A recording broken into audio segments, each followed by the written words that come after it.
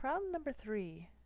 In cubic inches, what is the volume of a right rectangular solid with face areas of 33, 50, and 60 square inches?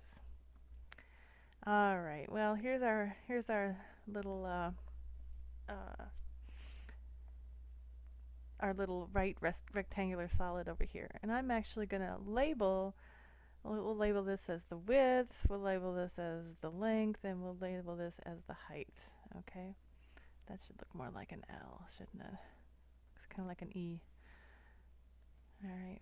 Oftentimes, when you're using the letter L, we use mathematicians will use a cursive L so that it looks like an L and not a 1. Okay, so I'm going to write a cursive L. Okay, and this is a W.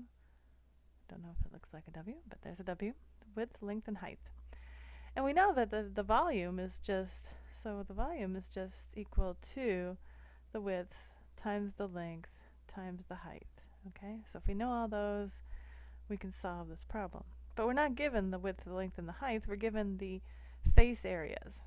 Okay, so let's look at the areas of these faces. So let's say that the width times the length is equal to 33. Okay, that would be the area of one of the faces, and I'm just going to arbitrarily call them W and L. Okay, and then we know. Let's say that this face here is 50. Okay, so we're saying that this face here is 33. Okay, this face is equal to the width times the height. Okay, and we're given that that's 50. And let's say that this face here, this front face, is 60. Okay, so that's going to be the length times the height, and that's equal to 60. Okay. Now, the hard way to do this problem would be to try to solve this in terms of one variable and try to figure out what the length and the width and the height are, and then multiply them and plug them into this equation.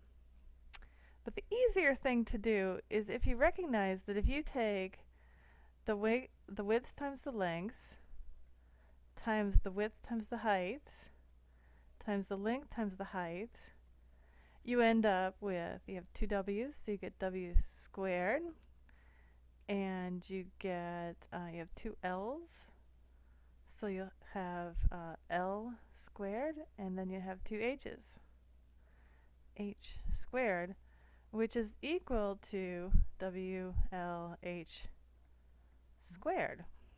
Aha! Which is just equal to the volume squared. So if we multiply these numbers together, we get the square of the volume, and then if we can take the square root of it, then we'll have the volume. Okay? So that's the easy way to do it. So always be looking for those little, look for ways that you can take shortcuts in the problems. And as you recognize it more and more, it'll get easier. Okay, the more you see these little tricks. Okay, so all right, so I can see right here this is equal to 3,000. Okay, and if I take 3,000 times 33, I'll just get 99 with 3 zeros after it, right?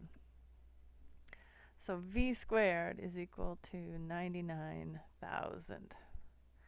Alright, so let's take the square root of that. Okay, so V is equal to the square root of 99,000. And I can see that I could write that as 900 times, what, 110? Will that do it? Right, because I can factor out a 9. And then I can factor out, and then that would give me 33000. And if I factor out 100, that takes out away 2 of the zeros. So, sorry, if I factor out a 9, I get 11000. And then if I factor out 100, I can take away 2 of the zeros. So 9 times 100. So that's a perfect square. So I end up with 30 times the square root of 110. And if you use a calculator to calculate that out, you know it's got to be somewhere around 300, right? Because this is close to 100. It's over 100. It's got to be a little over 300. And if you do it on a calculator, you end up with 314.6 approximately. All right. And the units. The units on that are square inches, right? Because our face areas were in. Oops. Hold on. Not square inches, is it? No, no, no. What am I thinking? It's cubic inches because it's volume, okay? So our face areas were in square inches, but our volume is in cubic inches. All right. So that's our answer. You can either express it as 30 times the square root of 110 cubic inches, or you can write it as 314.6 cubic inches if you use the calculator. But I told you not to use the calculator, so you can leave it in a radical form. All right, so there you go.